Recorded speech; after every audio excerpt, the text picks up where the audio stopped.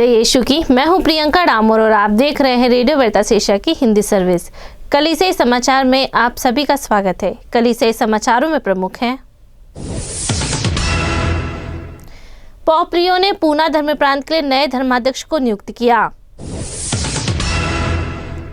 100 घंटे की निरंतर रोजरी प्रार्थना से माता मरियम का सम्मान। कैथलिक क्रिकेटर ने ऐतिहासिक विश्व कप प्रदर्शन के बाद यीशु मसीह का धन्यवाद किया और बाइबल का हवाला दिया। गोवा के कैथलिक दंपति ने मणिपुर में विस्थापित श्रद्धालुओं के लिए नया चर्च बनवाया। चुनौतियों के बीच नए मिशन स्टेशन का उद्घाटन। तमिलनाडु में अल्पसंख्यक समुदाय को सशक्त बनाने के लिए जागरूकता शिविर का आयोजन। रांची में सेंट अल्बर्ट कॉलेज की वार्षिक कार्यशाला में स्वदेशी ज्ञान के माध्यम से आस्था की खोज। अब जानते समाचार विस्तार से। पोप लियो ने पूना धर्म प्रांत के लिए नए धर्माध्यक्ष को नियुक्त किया। पोप लियो ने पूना धर्म प्रांत के नए धर्माध्यक्ष के रूप में फादर साइमन अल्मेड़ा को नियुक्त किया है। अब तक वे पश्चिमी क्षेत्रीय धर्माध्यक्षीय परिषद के सहायक सचिव के रूप में कार्यरत हैं। शनिवार 1 नवंबर को पोप लियो 14 ने पूना धर्म प्रांत के लिए उसी धर्म प्रांत के पुरोहित फादर साइमन अल्मेड़ा को नए धर्माध्यक्ष के रूप में नियुक्त किया है। वे वर्तमान में पश्चिमी क्षेत्रीय धर्माध्यक्षीय परिषद के सहायक सचिव है। नवनियुक्त धर्माध्यक्ष साइमन अल्मेड़ा का जन्म 4 नवंबर को घास में हुआ था, जो अब वसई धर्म प्रांत में है। मुंबई के संत पियूस 10वें कॉलेज के दर्शन शास्त्र और धर्मशास्त्र का अध्ययन करने के बाद उन्होंने बॉम्बे विश्वविद्यालय से मनोविज्ञान में विज्ञान स्नातक और समाजशास्त्र में कला स्नातकोत्तर की उपाधि प्राप्त की और फिलीपींस के क्यूजन शहर में स्थित मनीला विश्वविद्यालय से प्रेरित अध्ययन में कला स्नातकोत्तर की उपाधि प्राप्त की।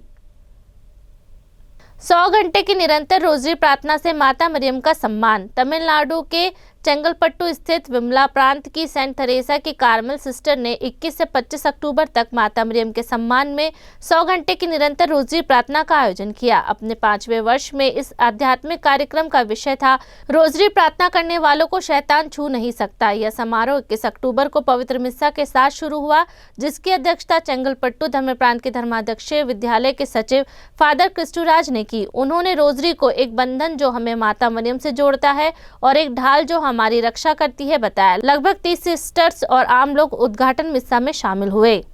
कैथलिक क्रिकेटर ने ऐतिहासिक विश्व कप प्रदर्शन के बाद यीशु मसीह को धन्यवाद किया और बाइबल का हवाला दिया। भारतीय क्रिकेटर इतिहास की सबसे शानदार रातों में से एक के रूप में याद किए जाने वाली इस रात में जेमिना रॉड्रिग्स ने भारत को ऑस्ट्रेलिया के खिलाफ 339 रनों के रिकॉर्ड लक्ष्य का पीछा करने में मदद की, जो महिला वनडे इतिहास का सबसे बड़ा सफल लक्ष्य का पीछा था और पुरुष और महिला दोनों ही विश्व कप नॉकआउट में 300 से ज्यादा रनों का पीछा करने का पहला प्रयास था।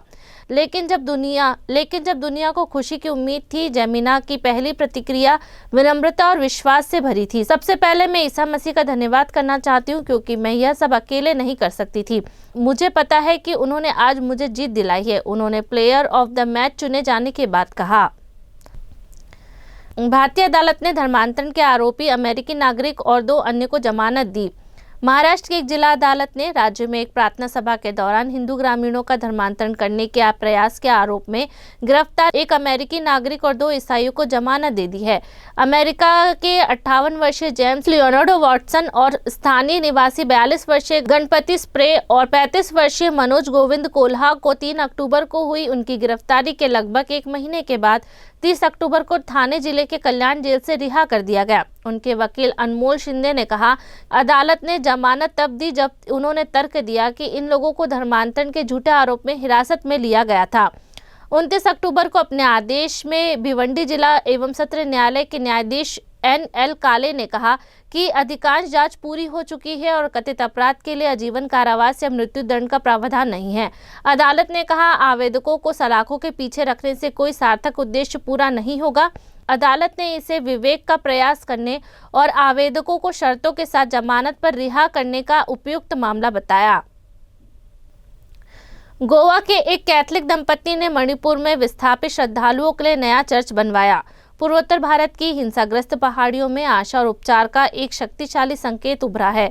संघर्षग्रस्त मणिपुर में कैथलिकों ने आंतरिक रूप से विस्थापित श्रद्धालुओं के लिए अपने पहले चर्च का उद्घाटन किया है।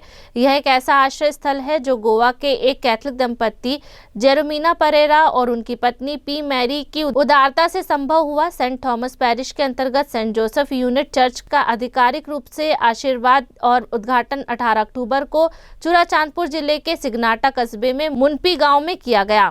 आशीर्वाद और यूक्रिस्ट समारोह का नेतृत्व इम्फाल के archbishop emeritus Dominic Lumon ने किया, जिसमें 13 पुरोहित, धार्मिक बहनें, धर्म शिक्षक और 1000 से अधिक श्रद्धालु शामिल हुए। चुनौतियों के बीच नए मिशन स्टेशन का उद्घाटन। उड़ीसा के कटक भुवनेश्वर आर्चडायसिस में कैथलिक चर्च के इतिहास में एक महत्वपूर्ण मील का पत्थर तब दर्ज हुआ जब 31 अक्टूबर को फादर दीपक उत्थान सिंह ने नव स्थापित सेंट जोसेफ मिशन स्टेशन करूबाड़ी के प्रथम प्रभारी पुरोहित के रूप में आधिकारिक रूप से कार्यभार सौंप दिया गया। बड़ी संख्या में लोगों ने पारंपरिक और आध्यात्मिक नृत्यों के साथ पुरोहित और धर्म बहनों का स्वागत किया। पवित्र यूक्रिस्ट समारोह और स्थापना समारोह की अध्यक्षता कटक भुवनेश्वर आर्चडायसिस के vicar general father Pradosh Chandra Nayak, archbishop John Barwa SVD के प्रतिनिधि ने की। तमिलनाडु में अल्पसंख्यक समुदाय को सशक्त बनाने के लिए जागरूकता शिविर का आयोजन। तमिलनाडु राज्य अल्पसंख्यक आयोग द्वारा ईसाइयों और अन्य अल्पसंख्यक समुदाय के बीच 28 अक्टूबर को चेन्नई में एक जागरूकता शिविर आयोजित किया गया, जिसमें राज्य भर के बिशप, पुरोहित और चर्चों के नेताओं ने सक्रिय रूप से भाग लिया। इस कार्यक्रम का उद्देश्य प्रतिभागियों को धार्मिक और भाषाई अल्पसंख्यकों के अधिकारों, कल्याणकारी कार्यक्रमों और सरकारी योजनाओं के बारे में शिक्षित करना था। इसने धर्मगुरुओं और आयोग के प्रतिनिधियों के बीच संवाद के लिए एक खुला मंच भी प्रदान किया। तमिलनाडु राज्य अल्पसंख्यक आयोग के अध्यक्ष फादर अरुण एसजे ने मुख्य भाषण दिया और आयोग की चल रही पहलों, जिला स्तरीय परामर्शों और राज्य द्वारा लागू किए गए कल्याणकारी उपायों पर प्रकाश डाला। उन्होंने सभी अल्पसंख्यक समूहों के अधिकारों और सम्मान की रक्षा के लिए सरकार की प्रतिबद्धता की पुष्टि की। रांची में सेंट अल्बर्ट कॉलेज की वार्षिक कार्यशाला में स्वदेशी ज्ञान के माध्यम से आस्था की खोज। सेंट अल्बर्ट कॉलेज रांची ने 25 अक्टूबर को अपनी वार्षिक कार्यशाला और संगोष्ठी का आयोजन किया, जिसका मुख्य उद्देश्य धर्मशास्त्रीय चिंतन को वास्तविक दुनिया की चिंताओं से जोड़ना और स्वदेशी संस्कृति की आध्यात्मिक गहराई को पुनः खोजना था। इस वर्ष के आयोजन का विषय स्वदेशी आत्मा का जागरण करना था, जिसमें प्रतिभागियों को यह जानने के लिए आमंत्रित किया गया था कि कैसे आस्था, संस्कृति और सृष्टि सुसमाचार के प्रकाश में सामंजस्य पूर्ण रूप से सह अस्तित्व में रह सकते हैं। इसी के साथ कल से समाचार समाप्त हुए। अगली बार फिर मुलाकात होगी नई खबरों के साथ। नमस्कार। रेडियो वेरितास एशिया आपके लिए लेकर आए हैं आरवीए मोबाइल ऐप। आरवीए मोबाइल ऐप पर हमारे विभिन्न प्रकार के कार्यक्रमों का लाभ लें, हमसे जुड़े और एशियाई ईसाईयत की आवाज का हिस्सा बने। आज ही ऐप स्टोर एवं प्ले स्टोर से आरवीए मोबाइल ऐप डाउनलोड करें।